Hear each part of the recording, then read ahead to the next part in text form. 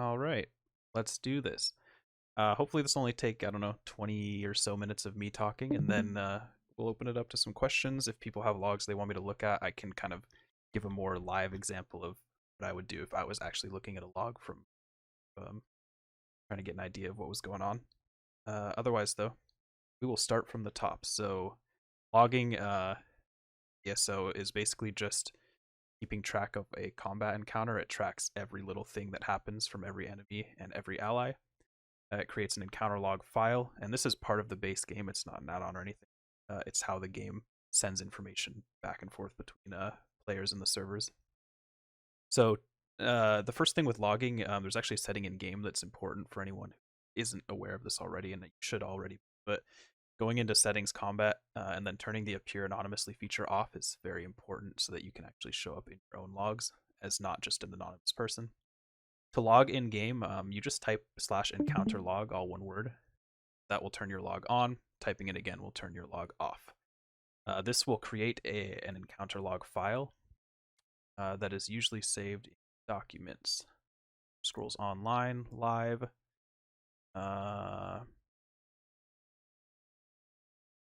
Logs. So I don't have one right now because I delete it after every log, but it'll create a file here, encounter logs. That's the file that you are working with. Then there is the ESO log uploader, which comes from ESO Logs website. It's this little button right here. This uploader allows you to upload that encounter log.txt file and create a log.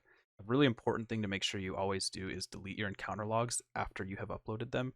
The files get really big really quickly, especially if you're consistently doing like 12-man content, because there's just so much data that they put in them. So always delete them at the end of your runs, or you'll end up with a very very confusing logs because you'll have a lot of runs in them, and B, they'll take forever to upload, forever to open, forever to. So this is the log uploader. There is an add-on called Lumberjack.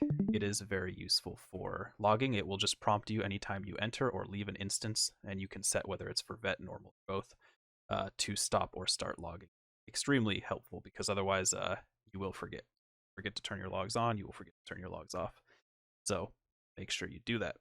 The last thing for logging, there are these invite links that you can get from guild owners or server owners, anyone who has set up their own logging channel, essentially. It will allow you to log to a certain channel. So if you ever need one of those, like we have one here for Undaunted Insomniacs. If you ever want that one, we can give it to you. It just allows you to post your logs under our name, which keeps track of them.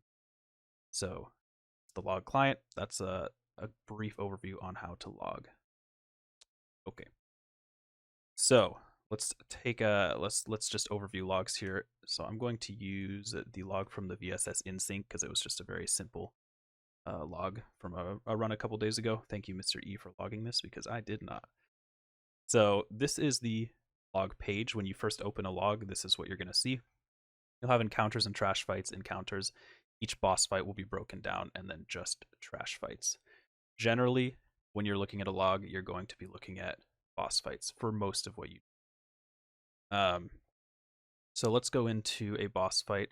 It's a good habit, honestly, to just pick the most parse fight you can. So in Sunspire, we'll pick Yolnahkriin because that's a parse fight. It gives us the most even kind of basic fight to look at, and everything else will be more uniform when we pick a fight like that. So this is when you've clicked on a fight, we're now looking at this specific poll of Yolnahkriin. There are going to be different polls, so we only have one here of Lokestes and Yolnahkriin because we did them poll. But if you wipe, you'll end up with a list of wipes and potentially clears. So because there's only one Yolnahkriin poll, it just shows up like this. If I wanted to select a specific poll, for example, on Navintas here, I would just choose here's our first wipe and appeared on the second poll. Back to Yolnahkriin though. This is the standard log page. We have an overview down here. This is yes. We have the healing done, any deaths that occurred during that poll, the damage taken by the group, and then here's the summary. It's showing what everyone was running, what they were wearing, what their setups were, etc. This is a great place to start if you just want to see what's going on. Then we have our tabs. There is damage done, damage taken, healing, threat, which I never really use, buffs and debuffs. These tabs are very slow and kind of laggy. The deaths tab, which is very useful. Interrupts, occasionally you'll use that in VAS maybe. Dispels, I believe, are actually like purges. I've never used that tab either. Resources are very useful. And I will go into depth on these, and then casts. One thing that I do want to make a note of here is active versus just DPS. So this active number here is how much of the fight you were being recorded by the log. The things that affect active are either whether you're alive or not. If you die, your active will go down. So you see like yeah, if we look here, which I guess 304 died, but his active didn't. Your active should go down if you die. This is again how active you were in the fight. When you hover over the active percent, you will get a number that is different. This here is your total DPS, and it works the same for casts. These here are your total CPM casts per minute for that fight, regardless of whether you were active or not. Meaning the less you were active, the lower these numbers are going to be. Active is your DPS or your casts per minute while you were actually active in the fight. So a lot of times in logs, I'll look at the active number because it's usually more telling of what someone was. Other things that can affect activity if you are in Cloud Rest portals, someone logging upstairs is not going to log you while you're in portals, so you're not going to count as being active. If you're in Vintas portals, someone logging upstairs is not going to see you as being active, and vice versa. If you're logging in portal, everyone upstairs is not going to. That's why, especially in places with portal mechanics, it's really important that you recognize when to be checking the active numbers versus the total numbers, or you'll get very skewed results, and we'll see that when we look at a Cloud Rest log later. But anyways, usually I look at the active number. It's just more telling.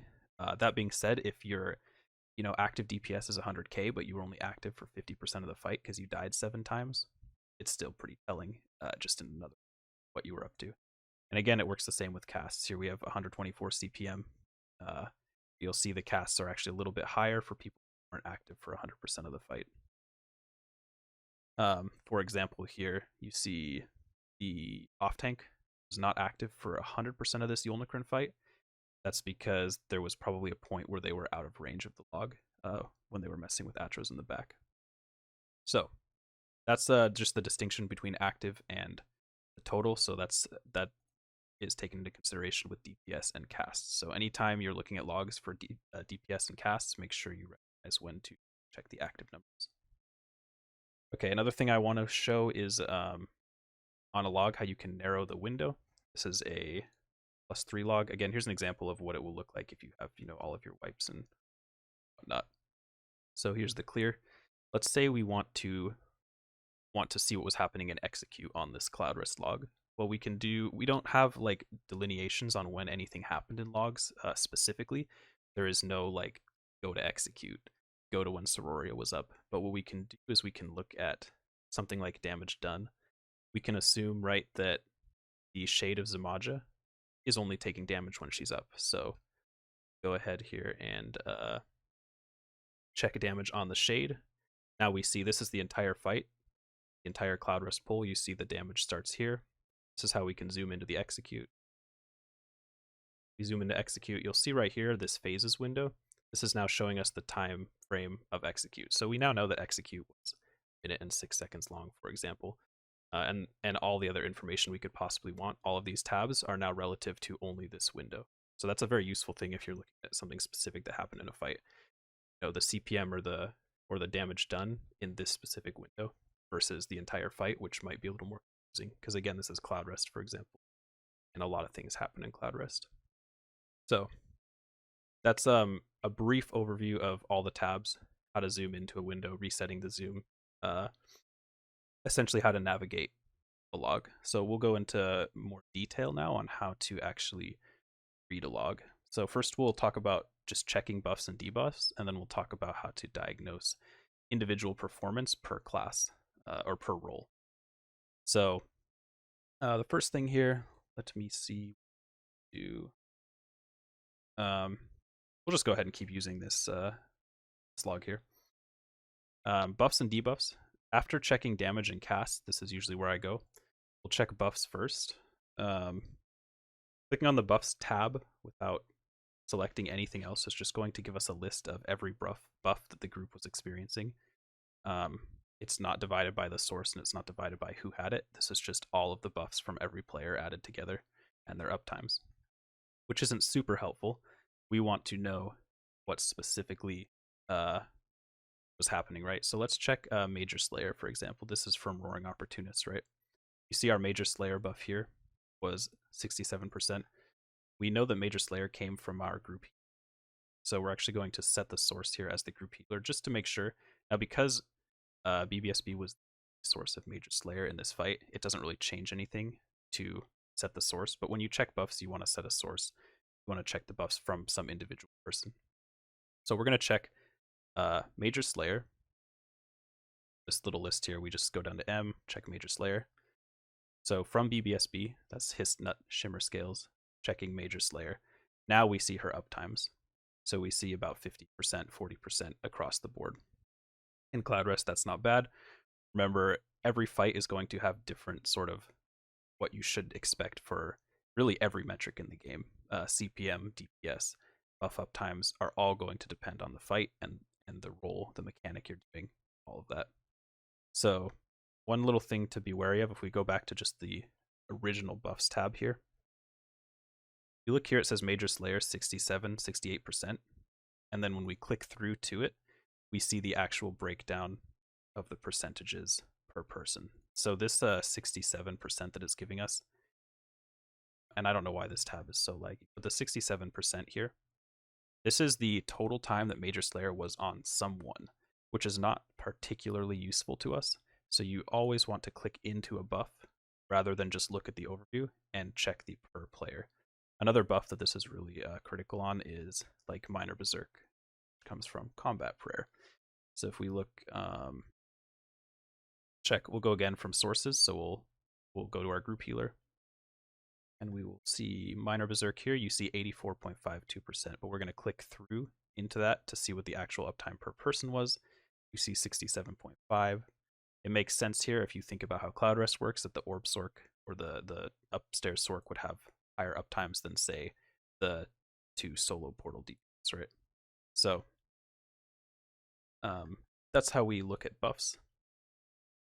And then there are debuffs. This one I always get wrong consistently. I will always click the wrong at first. When we go to the debuffs tab, we're now checking debuffs, right? We don't usually care about debuffs on ourselves. We want to check debuffs on enemies.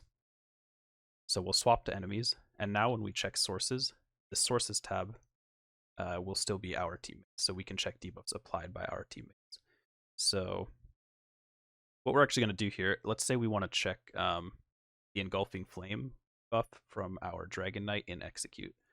So the first thing we'll do is we'll go back to the Damage Done tab, back to Friendlies. If you're ever confused, make sure you're on the right tab here, Friendlies or Enemies, because we can check any metric in the fight for enemies as well. Like we can check CPM of the Agras in the fight, just not incredibly useful to us. So make sure you keep these tabs organized. Anyways, we'll go back to damage, go to Damage Done, and we'll change our target back to the Shade of Zamaja, and then zoom into just Execute, so right when damage starts all the way to the end of the fight. Now we have our window set to execute, right? So now we can go check debuffs on the Shade of Zamaja. Let's go to debuffs, swap to enemies because we want to check debuffs on enemies. Our source will be our Dragon Knight. Here we see Engulfing Flames, about 90%. So that's how we check a debuff there. We can also check Alkosh, for example. Alkosh in logs is actually called Line Breaker. So this right here is the Line Breaker. Make sure to be aware of that. There are a few buffs like that that don't make a ton of sense. You see we had about 81% Alkosh uptime on Zamaja. So again, we're checking debuffs, we're checking Line Breaker. Now if we check by source, let's check this main tank. This was their Alkosh uptime. But remember, we can actually pin that, so we'll hit the plus here. So that's one of our tanks' Alkosh uptime. Let's swap our source to the other tank, which is Adventure. We can pin his as well. And now we see, right, between the two of them, Alkosh was up about, what was that, 80% I said? And you can see here, again in Cloud Rest, you know how the tanks swap at the end? Well, we see that in logs. So here's where the tank swapped. Now we have another tank applying Alkosh. So One of the really helpful things with reading logs is the ability to break down a fight via the logs and break down a log via a fight. So it kind of is like a full circle. The more you understand the game, the more you'll understand what's happening in logs. And the more you understand logs, the more you can understand what's going on in a game, in a fight. So that's that. One other thing to know for buffs, this is just a random vast log that I pulled from the leaderboards, is making sure that you check stacks of buffs. So there are some buffs like Stagger here, Zen here, that actually have stacks. And if we look at Stagger here, we see 98%, but we're not concerned with how much Stagger was up. We want to know how much 3 stacks of Stagger was up. So again, we're going to make sure we click into the buff, and we'll see that 3 stacks was up almost the entire time. So that's pretty impressive. This is a very good log. But you see he had like 98% Stagger, but he had like, that's probably 95% 3 stack Stagger, which is far more impressive. So make sure you click into buffs and debuffs so you get the full picture of what's going on. Rarely do you ever want to just use this page up front. And again, the buffs page does have a lot of other useful info as well. We just select like one of the random DPS. Go back to this log. We select one of the random DPS, and make sure to reset your zoom too. There's a lot of times I work through logs and I forget to reset the zoom. I just get completely lost. Rid of those 2 stats that we pinned. And we'll just pick a DPS here and look at their buffs page. We can see a lot of information about what that specific person was doing. So I had the Thief. I was running Ghastly Eyeball. You can see I had a Harpooner's Kilt. Now, this is also one thing that will confuse people. You see Harpooner's Kilt 99.9%. That's actually the set bonus from Harpooner's Kilt. It's telling me that for the entire fight, I was wearing Kilt, essentially. The actual Kilt buff is called Hunter's Focus. It's another one that's not named. I think it does actually have the same name in game, but you have to make sure you delineate between the set bonus, which is always going to be 100%, if assuming you were wearing that set for the whole fight, and then the actual buff. So here's the Hunter's Focus buff, and you see that looks much different. But again, you can just scroll through this buffs page per player and see kind of their mundus, what they were eating, were they using their potions enough, and were they getting correct buffs, the proper buffs. So that's buffs and debuffs. Very important for supports especially, and we will take a little bit of a look at that here pretty shortly. So let's talk about how you would diagnose like individual performance in a log, because that's mostly why people want to learn to read logs, is they want to know like, how did I do, or how can I do better in any log. So we'll start with DPS. The first thing I think any DPS should do, so this is a log from a VSS we did a while ago. The first thing any DPS should do is check their casts. CPM is just a really, really, really good indicator of how comfortable and skilled a player is. Because if you're properly light attack weaving, it means you're comfortable with the content, and it means you're not thinking about what you're going to do next. You just know. Have those 2 things, then you're probably in a pretty good spot. So I will always check CPM first. And again, usually I'll just hover over the active. Looks like for, we were both alive for the whole fight here. So we'll check the active CPM. Looks pretty good. One thing to check with CPM, especially for DPS, is the light attack CPM specifically. So we'll click on. So from this CPM page here, we'll click on a specific DPS. Of course, I'm clicking on myself.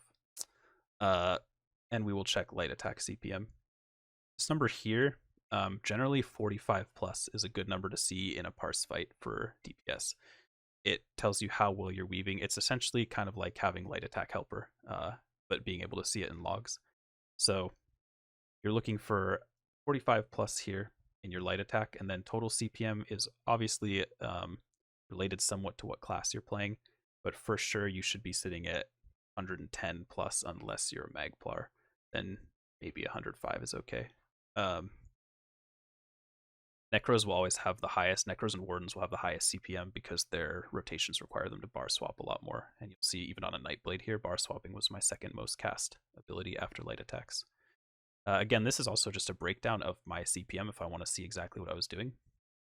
So we've clicked in here now. We've seen that the light attack CPM is pretty good. That's good to see. Now let's go ahead and check what am I casting. we're basically going to look at the rotation in the middle of this fight. So we want to check the spacing on certain abilities. So let's look at like Unstable Wall of Fire. You can see for the most part, it's pretty clockwork. Every 10 seconds, there's a double cast here. They're an accident, or possibly this is flight phase, and I was recasting it on Atros. Same here and same here. We can check other abilities as well, like Mystic Orb. Again, we want to see every 10 seconds, 22, 32, 43, right? We want to see how well spaced this is. I'm on a Nightblade, we get into Execute, we stop casting Orb, right? So being able to break down your individual DPS performance like that, very important. Do that for, any ability. If we look here at Incap, for example, there's actually 2 Incaps here. The reason for that is Nightblade Incap, and this is something that a lot of abilities that work like this will have, has 2 different breakpoints, if you cast it above or below 120 ult. So you can see these 2 Incaps were actually cast above 120 ult. That's why they show up as different abilities than the first Incap. This was because Flight Phase was right before, and so there was extra time to build ult. Being able to kind of understand why that would happen in a log is super important. If you get really good at understanding like exactly why something's happening in a log, you can dive really, really deep. And we're not going to dive that deep just in this because I don't want to have this go on forever, but you start to really understand logs, you can basically pick apart every movement fight without having been there or have watched it. So that's the cast graph. Again, if I'm trying to judge my performance as a DPS, I'm checking the casts first, and if I'm not happy with my performance, I'm checking, was I rotating well? Was I casting my abilities well? Was I light attacking? Was I missing my light attacks? What was going on? The next thing to check is actually just like your setup. And at the end of this, we're going to go over how to find setups if you're curious, like what are like the really good players running. But check your setup, make sure that it's what you want it to be, make sure it's right, and then compare it to other people in that class who have done well in that fight. So here, that's what I wore. That's what I think I was trying to wear, so pretty good. Another thing to check, I don't know if I still have that vast log. Don't. So we'll go back to the +3 log. Check your target focus. There are some trials, like in Asylum Sanctorum and Cloud Rest, where there are times where you need to be focusing something particular, right? So in Cloud Rest, for example, we want to focus creepers when they come up after 40%, correct? So as a DPS, if I'm checking my performance or if I'm reviewing another DPS's performance, I'm going to see how well they focus these things. Because it's very important that you are focusing them when you need to be. You can't just sit and parse and do high damage. That's not enough to necessarily be a good, a good DPS or a good player. So here we'll see creeper damage looks pretty good. The people down at the bottom here are either dead or probably in portals. And then we'll have like different creepers. So in logs, sometimes you'll see like things listed. This first one here is the one that actually gives the information, and you can see this is when creepers spawned, right? Each spike is a creeper spawning. Second one, there is nothing there if you click on it, and I'm not 100% sure why they do that, what this one represents, but you'll see that a lot. If you ever get a blank slate like this, you're either zoomed into something wrong, or you've clicked the wrong one. You just need to find another one. The other thing here is orb damage. If we look here, you'll see our orb killer obviously had a absolute crap load of orb damage. So that's very good focus on the orbs. That's another thing to check if you're trying to judge your performance as a DPS. And then the last thing you can kind of pay attention to in some fights is like, when are you ulting? When are you casting key abilities? For example, on like a fight like Zashasa in VMAL, there are a couple times where those cats spawn. If you cast your Destro during that cat phase, you will boost your damage, jump your damage up 15, 20k, just like that. So judging if you're using abilities at the right time is also very important. And that's something that you can, check in logs as well. So if I was a, DPS player and reviewing me or anyone else, that's what I would do. I would check casts. I would make sure the rotation looks good in casts. I would check the gear they're wearing. And then I would check their focus on anything that needs to be focused that's not just parsing on the boss. So moving on to healers. Again, with healers, the first thing we're going to do is we're going to look at their CPM, because a good healer will have high CPM, they'll be light attack weaving. It shows the exact same thing that a DPS shows. It's how comfortable are you with what you're doing. So when we look here at this log, we'll see one of the healers is down here at 60 CPM. That's very low. And the other healer, I think it was this Necro. Yeah, the other Necro here is at about 75. That's not bad. A lot of times healers tend to have much lower CPM, and the truth is that a healer, unless they're the RO healer or they're running some mechanic, such as like a kite healer, should basically have the same CPM as a DPS. They should be up here in the 100 plus CPMs. And usually the reason they're not is because they're healer mains and they haven't had that DPS experience to begin with. But looking here, we see 58. Now, I believe this healer is probably an RO. They are the Templar. So we can go open just them. So we're looking at just them now. There, we're going to check the summary tab. And it's actually kind of bugged. So it, for some reason, has no information on what they were wearing. We can check the buffs, though.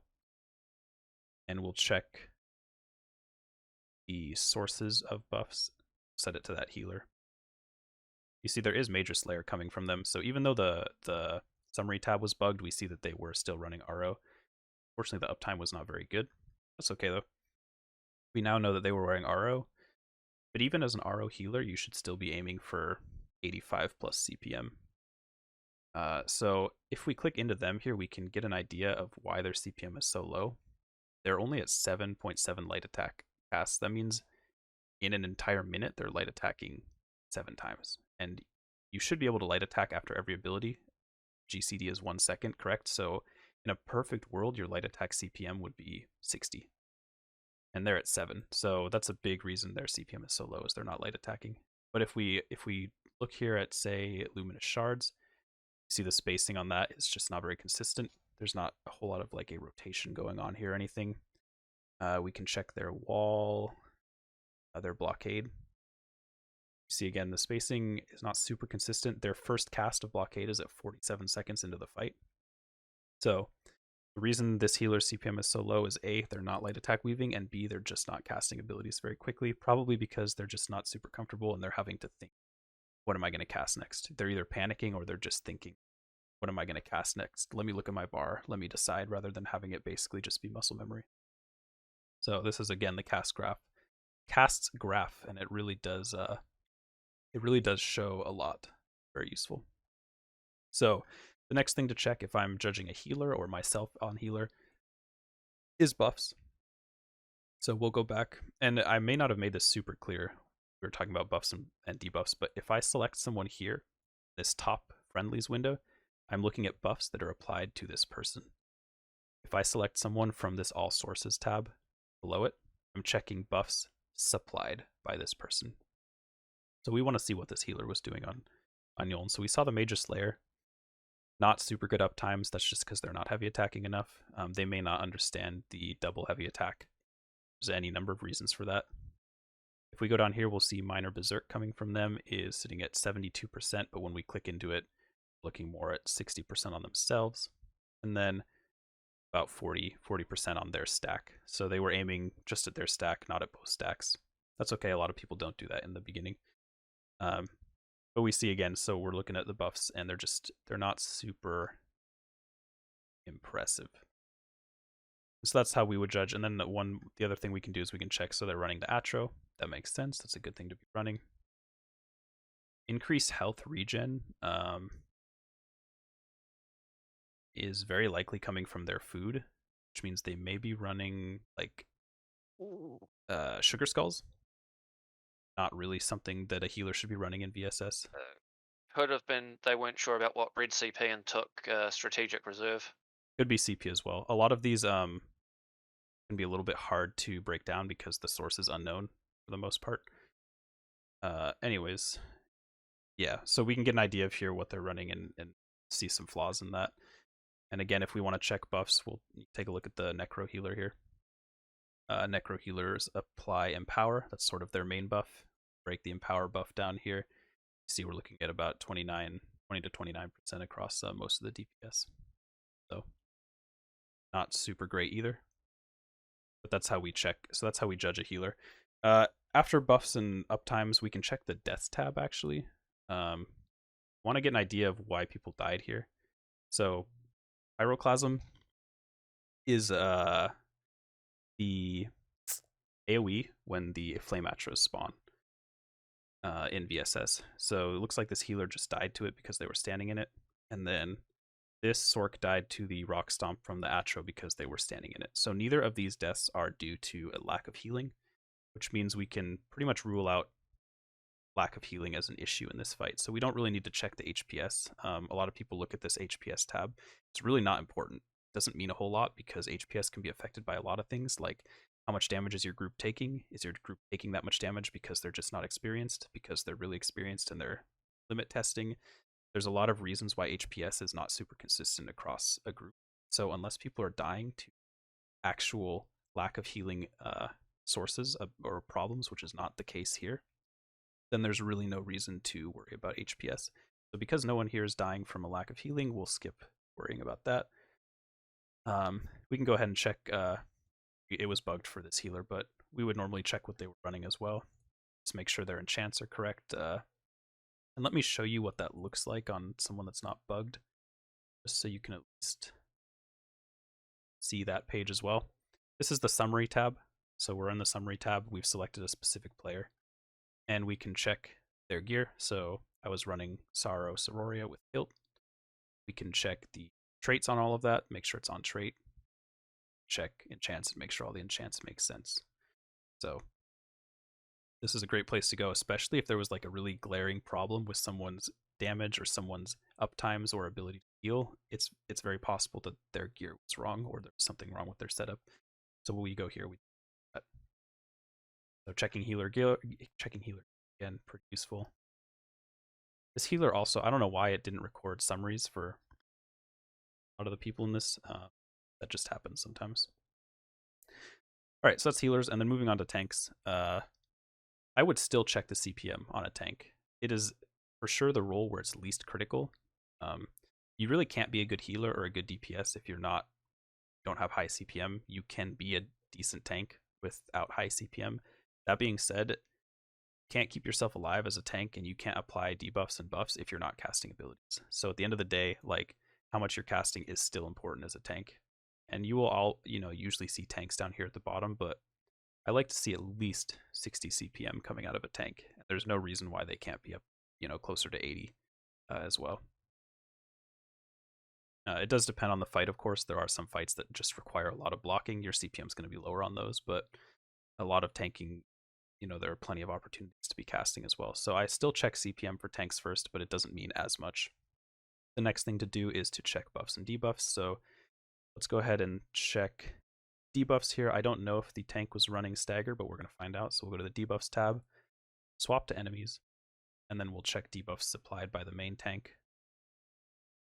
It looks like they were not running stagger. They were running engulfing though.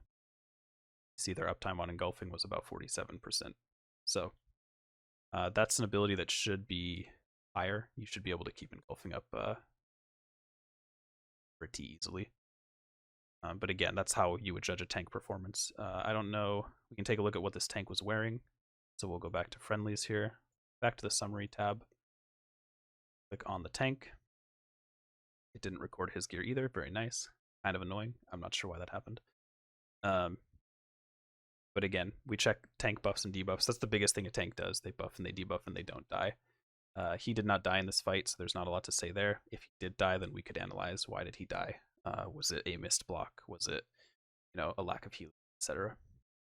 And then again, checking gear at the end to make sure that everything lined up if something was amiss. One other thing for tanks that can actually be very useful to check is the resource graph. So we'll go here to resources. We will click on our main tank, and then we can check his resources. So on a tank, for example, stamina, you see had very good stamina. I mean, he'd never dropped below 50%. Check the magicka. A little bit harder on magicka there.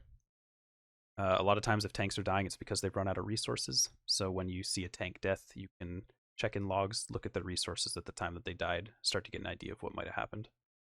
But magicka and stamina, decent there. And so that's why he was able to stay alive, because he sustained well.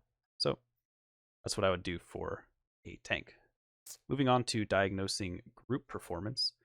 This is what I would do if someone sends me a log and says, hey, what's going on with my group? How are we doing? Or if I just look at a log and I want to know, exactly like what am I looking at in this group? This is another log by Mr. E, basically the guild librarian at this point. This was the VMall hard mode a couple nights ago. I only took a quick little peek at this log, but it didn't clear, so I thought this would probably be a good example of trying to diagnose performance. So going back to what I said in the very beginning, the first thing we're going to do when we open a new log is we're going to find the parsiest fight of the log. So we're going to go look at Zajhasa here because this fight is very parsy. This allows me to basically check everything that I've just mentioned previously that you should check without having to worry too much about, oh, well, was so-and-so doing mechanics? Was so-and-so, away doing this or that or the other thing affecting their uptimes? On Zajhasa, the only real thing that can happen is you can get cursed. That'll hurt your CPM and your damage a little bit, but unless you die, it's not going to change that much. So we'll check Zajhasa and go ahead and we'll look at the casts first across the DPS. See that the active CPM got 120, 94, 117, a bunch of people 70s, which is not great. And that's the active again. So I'm not checking total, I'm checking the active. So right away, I know that this group was probably a prog because these people aren't, it's not a group that's all sitting there at 100 plus CPM. We can check the damage done, and specifically, we check this parse percent number here. This is essentially the percentage of all people in that role at that parse. So, or by damage. So 72 here. This was in the 72nd percentile for mag crows on Zajhasa, is what that means. Here we see there's a few people in the 70s, then a lot of people down in the 40s. That gives us a pretty good idea, again, that it was a prog. This group wasn't pushing numbers by any means. And there's a number of reasons for that. We can check the deaths tab. See there were a fair amount of deaths here. That obviously is going to hurt people's damage a lot. And actually, if we look at the deaths, we see a lot of them here due to curses. So there was obviously some disorganization happening here with curses, and people were not finding pads and they were dying. But again, we know from looking just at the casts and the damage here that this group was progging. They were, not burning through this trial. So now I have a good idea of what I'm looking at, and I can move forward from there. So the next thing I would do, and I won't do this here because it does take a while, is I would actually go through every single person's summary page. So we would take a DPS and we would check their summary. Are they wearing what they should on Zajhasa? Are they running the abilities that they should on Zajhasa? Venture is running channeled here. He should be running trap, things like that.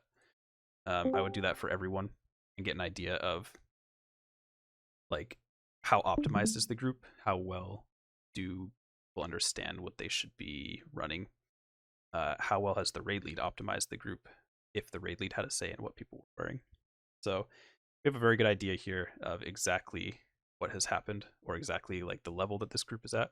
Now we'll go ahead and figure out what actually happened. So you can see they one-shot Zaj even with those deaths. It looks like it took them pulls on twins, and then struggled on the hard mode. So let's go ahead and what we can do here is we'll actually go to all wipes.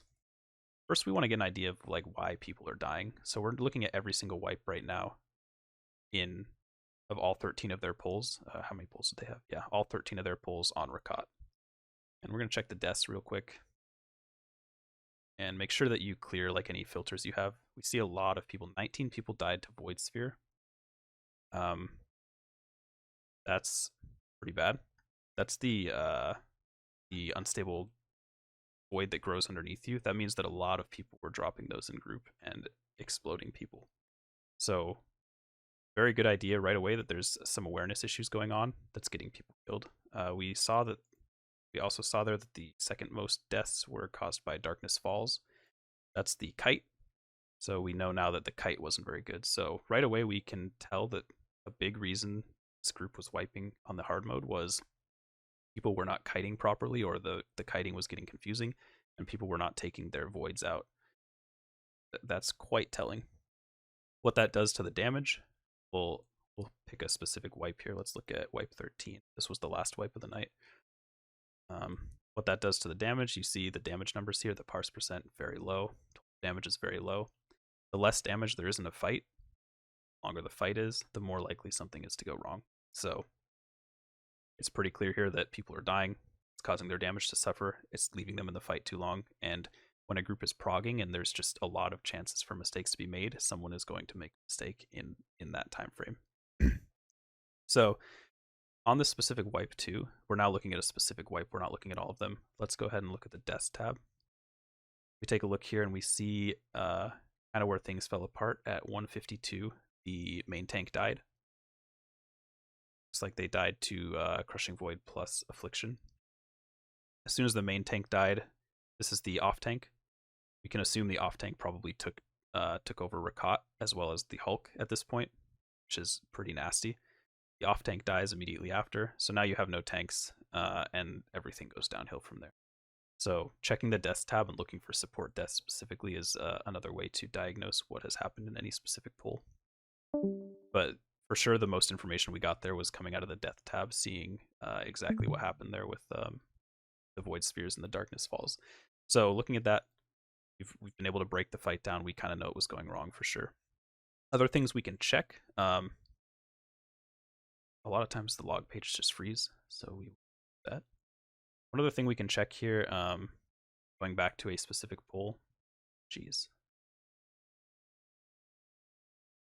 is buffs and debuffs. One thing I like to check, especially on Rakat, is Warhorns and Horn uptime and Colo uptime. So we see here, Horn uptime 65% is okay. Could be better. Major Slayer is very low. And these things, again, are hurting DPS, which means phases are being pushed slower. Tanks are expected to sustain longer. Lower DPS just makes fights harder in a multitude of ways. So, kind of found what this group's problem was here. That's how I would break down a log if I was trying to look at what was wrong. I would give feedback based on the deaths there, what people were doing wrong, and then I would give feedback individually to a specific player, making sure they have the right setups. And knowing what the right setups is just comes with playing the game and mostly listening to people, like just being around people talking about stuff. There's like so much information in this game that you would never ever figure out on your own. You can only learn it by just listening to other people say it, or reading logs, or listening to people who read logs. It's really the only way to learn like a lot of that stuff at the end game level. And so as you read logs and get more into that, you'll start to pick up on that stuff and understand like what's going on, why are people doing what they're. One last little thing that's kind of nice is this comparison feature. This is super useful for judging your performance against someone else, especially someone else playing the same class. So I'm going to use this log here because it's just 2 Nightblades parsing on Yandir. We will go up here to the compare tab and we can actually select players from other logs. In this case, though, both people we want to look at are from this log. So we will select the 2 Nightblades. And now, basically what happens is we end up with the exact same setup, all of the same tabs, everything works the exact same way as what I've shown previously, except it's now comparing 2 players. So compare their setups here. You see one blade was in Basse Dusa, the other blade was in Sororia Sorrow. You can see their setups. They're almost the same, except I was running Sorrow, so I had to run Trap here. And instead of Inner Light, we can check their damage done. You see we're both of our damage tops are coming from light attacks, but then Mythic actually has more damage coming out of his wall. I have more coming out of my Force Pulse. So little differences like that. We can check the cast graph. We can check the cast graph. See the CPM here. So like I had slightly higher light attack CPM. It has higher weapon swap and impale CPM. Its total CPM is a little bit higher. This allows us to really break down like damage at any point. We can even check cast graph based on abilities. So like here's every time this Nightblade casts Twisting Path. Here's every time I cast it. If there was like a big discrepancy in our damage, we could check Destro ults. So Fiery Rage, here's my Fiery Rage. I cast one at the beginning and then basically in-capped for the rest of the fight. It looks like he cast one at the beginning and then cast one in the middle, probably on the Griffin. That's reflected in here as well. So this compare feature is super useful. It can still be helpful to compare, people who aren't on the same class. but it's especially helpful if you have someone who is basically running the same thing as you in a trial, doing the same thing as you, and either outperforming you or underperforming, and you want to understand why. Like, what was the difference between what the two of you were doing? So, fair feature, very useful. One last thing that is incredibly important with logs, and this is like the number one thing that you can do with them. This is super important for any player, as well as especially anyone who wants to be a raid lead, an up and coming raid lead, is learning how to find new builds or find proper builds, find good logs, and understanding what you should and shouldn't use. The more you understand about this, about how to research like a proper build, the less you necessarily need to know about the content itself to still be an effective raid lead. So we're back here on the homepage of ESO Logs, and let's say we want to look up a log for mag blades in Sunspire for no particular reason. So we'll go down here to Sunspire, and we're going to check the rankings tab. This is going to give me rankings in Sunspire. Because I'm a DPS and I want to see builds for a mag blade, I'm going to swap this over to damage. I'm also going to swap to regular veteran and Locestes. Then we'll look at classes. So Magicka, Nightblade. Classes, Magicka, Nightblade. And we see, wow, this is a really good Nightblade right here. But this allows me, right, so I can click on the name here. I can either drop down and check the build, or I can click on the name. This will actually take me to the log that has put that on the leaderboard. So if I'm a Magicka Nightblade and I want to know, well, what did someone doing a lot of damage on that boss wear? Check the summary tab. I swap it to that person. There we go. This is what they wore. This is what they ran. You can even check what they were casting and when they were casting it. So that's incredibly useful. If you are a support, you can like leave this actually as points. And then let's say you're a Templar healer and you want to know what are Templar healers running on Locestes veteran, and you'll get a list of all the Templar healers. One thing to be a little bit wary of when you do this is be careful that you don't pick a log that's like too sweaty, especially in places like Cloud Rest. There are going to be groups that are doing sub 4-minute pulls. It's possible that they're running strategies very specific to what they're doing that wouldn't apply to a prog group. And this just comes with being more familiar with the game, but it's really important that you understand why you are doing any specific thing. If you just look and take what you see in a log at face value, it's possible that you're going to get something wrong. So understanding why you do something is why logs are so useful at teaching the game. And it just makes you a better player in general. But here you'll see like some of these Cloud Rest pulls are sub 4 minutes. I probably am not going to look at those if I'm trying to figure out what to build, because even though, yeah, they're doing crazy damage, they might have strategies that don't apply to my group. So I might look for a little bit more reasonable log, like something down here in 6 minutes. And then again, for supports, you can leave it at points. That way you're at least looking at higher scoring groups and go from there. Another little thing to be aware of, if you are in a trial like, say, what's that one trial called? Maw of Lorcage, and you keep this set to veteran hard mode. If this is set to veteran hard mode, it does not matter if you click on Zajhasa or the twins. You will actually still be looking at Rakat, because Rakat is the only boss here who has a hard mode, meaning that when this is set to hard mode, it just defaults to Rakat regardless. So that's just a little thing to be aware of. Make sure you set this to veteran if you want to check any other bosses that do not have their own hard modes. Okay, so that's that. And then I just wanted to give like a tiny little example of how you can detective work in logs and how deep you can really dive into a log if you really want to. This is a Cloud Rest log from AGMB. This was just a wipe we had due to Voltaic. And we're going to take a look here at determining who bar swapped the. That's always fun. And this is, again, this is just like, you can get very deep in logs, and we have not gone super deep in this tutorial, but you can really take things apart if you want to. So here we see 3 people died to Voltaic almost instantly. Pretty clear that that's a bar swap. So let's go ahead and see how this happened. First, we'll check when it happened. So these deaths were at about 3:06. We will keep that in mind. Voltaic is a debuff, so we're actually going to go to debuffs. And we're going to keep it on friendlies this time because we are curious about a debuff on a friendly. If we check Voltaic here, we see at 307 that 2 people were affected by Voltaic. It is BBSB and Deuce. So we know right away probably one of these 2 are the ones who bar swap the group. What we do now is we will change the debuff to Voltaic Current.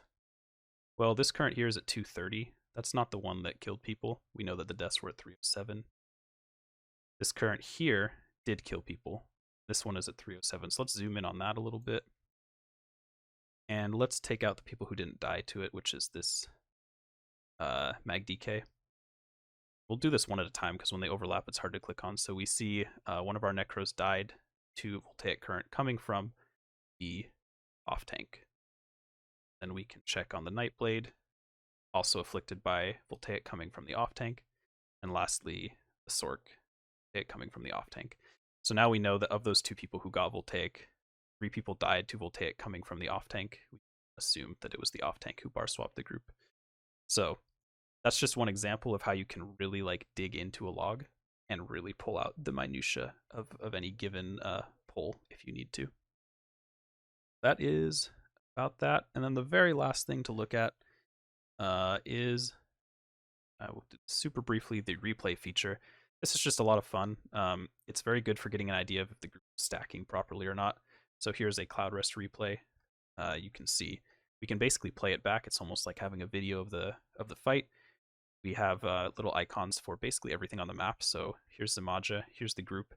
You see the kite healer in the back. Here's the group healer behind the DPS. These are the shades that sit up on the side until the minis spawn. You can get ideas of down here. This is health. Even like check casts. Here's Zamaja's health. Here's damage being done. Damage being taken. So you can basically watch the whole fight from this replay feature. And again, the most useful aspect of this is being able to see how well a group is stacking. So in fights like VKA or in VCR where stacking is super important and stacking in the right way is super important, this is a great way to, determine if someone was out of position or, snitch on someone who swears they were where they were supposed to be at any given point in a fight. And that's just accessed by this little replay button up here in the top right. And you do have to be on a specific poll to access that replay feature. So that's pretty much all I have.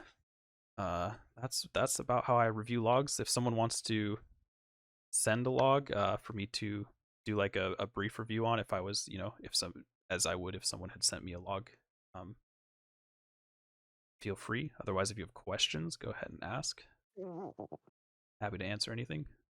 I've got a question. Is it possible to like overlap these tabs, so like the debuffs and the deaths, for example? Or do you just need to go to your deaths, look at and like memorize the times that people died, and then look into your debuffs and compare at that times? You can pin. Something. So like if I go to debuffs here, I'm not going to do anything particular, but I can pin like when the Hoarfrost affected people, and then I can switch to deaths. Oh, okay, cool. So the pins do follow. Yeah, usually they do. I think in some cases they don't, but they should. Oh, sweet. That's gonna make things a lot easier. Yep. So that little plus button to the right here allows you to pin it. That's great for overlap. When I made the kilt spreadsheet, I did that a lot. I would pin everyone's hunter's focus and then an idea of how much it was up. And with the active time, is there any way to tell why their active time drops, or do you need to just go to their deaths and figure that out, and whether they're dead portals, or does it show disconnects? It's pretty easy to tell. It doesn't show disconnects, but it is pretty easy to tell because if someone is not active, they are either dead or they're in a portal. Those are basically the only 2 times they will lose activity. Is if they are dead or they are doing a mechanic like in a portal. I think it is possible to be out of range in some very rare cases, like if you're actually just too far away from the person logging. Like the VSO off tank pulling the Lamias out. Yes, but for the most part, if someone's active time is not 100%, check their deaths. If they didn't die, then they were probably in a portal, or doing some mechanic. Otherwise, it should be 100%. There's really no reason it wouldn't. So, yep.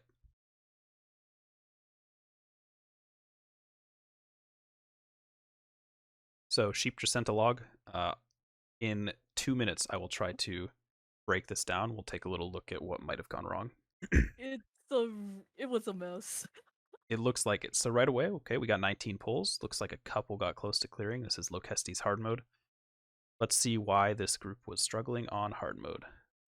We'll go to all wipes. Wait a second to load. Let's check the deaths. And that's what I expected. Shatter and shatter. That means that it was a Tomb Healer prog.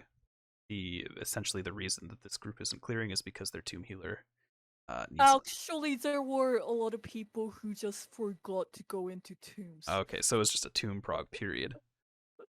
Okay, so we know now Shatter. Shatter is the big problem here. We can go ahead and let's go look at what the Tomb Healer was wearing. The Tomb Healer is pretty much always the Warden in VSS, so it's probably safe to assume they were the Warden here.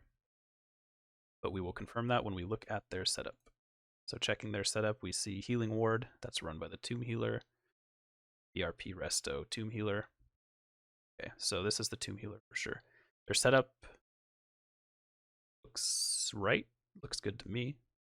Healer main. Enchants are off. Right, so going down to their enchants. Spell power, and then Berserker's missing. Yeah, so they're missing Berserker on their back bar or front bar. And then generally healers run at least 2 spell power glyphs. So that's hurting their healing power right there. Having a health enchant here is not helping. So that's going to hurt. And then let's check their casts. And for casts, we need to be at a specific pull. We can't check CPM. Like, you can check average CPM, but it's not very useful. So we'll zoom into a specific one. You see the Tomb Healer CPM is only 67. That's what I would expect from a Tomb Healer who's kind of struggling. It just means they're not casting their abilities fast enough. They're using Bursting Vines as their spammable, as it's the second most cast ability here. That's okay, but like I think Combat Prayer is better. I think Bursting Vines is just hard to sustain. We check their resources based on that. So again, we're on the healer. Let's check their Magicka. They're not doing too bad, but they do drop below 25% a few times. Which gets a little risky as the Tomb Healer. But for sure, the reason that they're struggling on tombs to heal when they remember to step in their tombs is their CPM is just low. If you really want to break it down, you can go to the replay. You can check when tombs are spawning, and then check when the healer is casting, say, like their ground AoEs. When are they throwing their orb? When are they putting down Illustrious? It looks like they're spamming Illustrious here, which is a little messy, but that's probably because they're moving it from every tomb. So you can just break it down like that. It looks like for sure this group, it's just tomb progs, people forgetting to be in tombs, but then also the Tomb Healer is clearly just not super comfortable yet with what they're doing. It's causing them to not heal fast enough. So that's how I would break that log down. Any other questions or any other logs?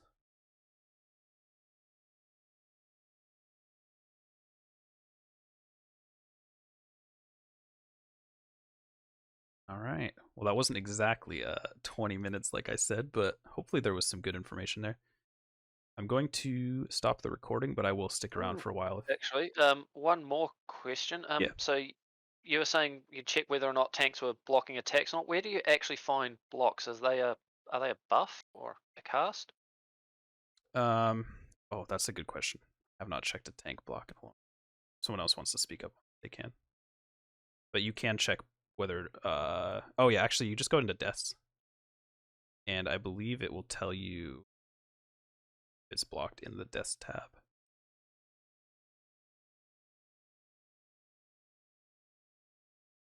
I think it will say blocked here if it's blocked. If someone wants to correct me on that, feel free to. I would expect to see blocked here unless literally every single death was unblocked. But I think if you click on it, it'll show you in the damage portion of that death.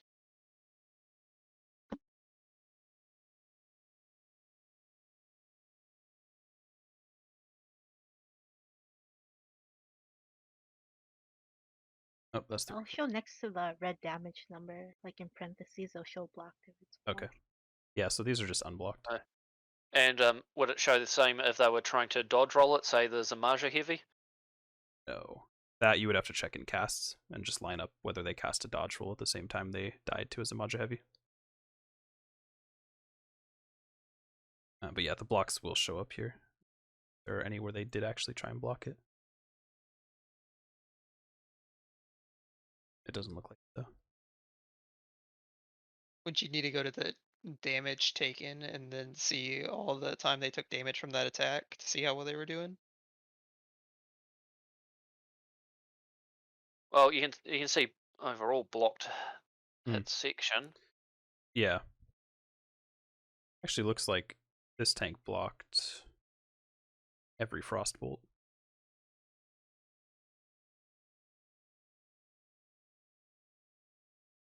But yeah. That's where you would check that. Tank logs are definitely the ones I don't read very often. Anything else? Anything you can tell us about the events tab? The events tab. Nope, I've never clicked on this in my life. So you've never used this? Nope. Okay, Not. never mind then. One's just like the text history, like Yeah. I think you get all of this information by individual Oh, so tabs. that looks like it's a more user-friendly version of the encounter log itself, perhaps. Yeah, pretty much. I was wondering if there was easier ways to find very specific events in the events tab, but Yeah, I think you could start with the events tab and then use that to like narrow it down into wherever you want to actually be looking, but I usually just go straight to whatever I'm looking at. So I've never actually used this. It does look useful though. I think it's kind of like what I resort to, or like I've tried using it a couple times when like I didn't understand how a certain mechanic appears in logs. Mhm. And so I try to go and see like what happened, but it's super constipated. Yeah. Oh, that's one thing I meant I to mention suppose, much I suppose earlier. that's probably good for like new sets. If you can't find the particular buff because I've given it a weird name, it will give you a timestamp to go start looking as well, I guess. Yeah, that's something I meant to mention earlier too. Is one of the hardest parts about reading logs is figuring out what things are called. Like looking at the damage taken by ability, like what it's I guess in VSS it's fairly straightforward what each of these are, but there are places like in VKA where we've stared at the logs for 20 minutes trying to figure out what some ability was. Yeah, Google doesn't always have the answer either, I've found. Google rarely has the answer for anything Oh, ESO sometimes related. it does. It's like with VCR log. It's like, what's that? Google. Oh, that was someone who'd been in Portal going back into Portal. Mhm. So yeah, understanding like what each of these names actually is referring to in trial, or understanding what a debuff is actually called in logs can take a little bit of getting used to. So that's just something to be aware of as well.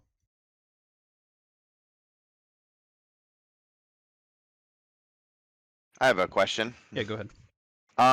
So from a tank perspective, just one thing, I'm still a newer player, but I'm trying to figure out like what gives me the best sustain, like, what shields are giving me back most stamina, or like, what things are giving me back the best resource. Uh-huh. And I know that like certain sets, or when you add certain enchants and everything like that, will kind of boost that or whatnot. Is there a way to kind of break that down to see what like the most efficient way to do that is? Yeah, so there's two things you can do. You can either just like go into logs like I showed earlier and look for what tanks are running. That's probably Okay. the best way to do it. It's the most efficient. For the most part, especially at the higher level, people have figured out what the best way to do things is and they do it. That being said, tank is the one role in the game where like there's actually a lot of flexibility. It's a lot of personal preference because tanks will play differently. For the most part, like DPS and healers, there is a proper setup and then there is trolling. But tanks, you have a little bit of flexibility on like how you play, what enchants you want to run, etc., Okay. etc. You can check resources and check like your resources gained, which will give you like As a newer tank, I'd make sure you're not blocking more than you have to and not unnecessarily overcasting abilities. That'd be actually the first thing I'd look at.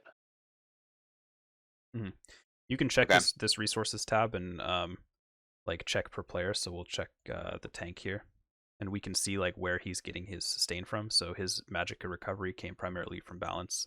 Mhm. Some CP. Rydia's favor is Symphony of Blades. etc. But that's a little bit more involved. Whereas you really could just go look up a build from a really good tank and see, what did this tank run, and that's probably the best way to do it. The second best way is to, just ask in guild. Probably get better responses. But yeah, if you really want to break it down and see where things are coming from, so like his stamina, where is his stamina coming from? Well, a lot of passives and then the synergy from the Templar. Would you be able to see like potions on there too, or Yeah. would that not? Yeah. Okay. Look down one. Yeah, right. Looks like a potion to me. That's Oh, okay. Got it. Yep. Battle Roar is the Dragon Knight passive that gives resources when you ult, I believe. So if he was wearing Engine Guardian, you would see, the sustain here as well. Not Engine Guardian. What is the monster set with the sphere that follows you around? Engine Guardian. Oh, it is Engine Guardian. Yeah, Stonekeeper's the one that you get from blocking. Okay. Yeah, so anything that is restoring or giving you sustain will show up on this list, and yeah, that can be useful too if you do want to get involved and break it down like that. Okay.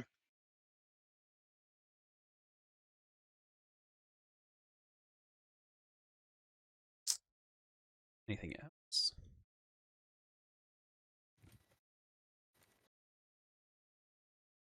All right. I'll stick around and chat for a while. I'm going to turn the recording off. Thank you all for coming. Hopefully you learned something. Hopefully it wasn't too confusing. There's a lot of information to try and ingest. I will upload this eventually and have a link to it if you need back and refresh on anything. Yeah, that's been good. It's always learn something new every time logs comes up. So there's way too much of this stuff. Me too. I learned a few things putting this together last night. So, all right. Thank you.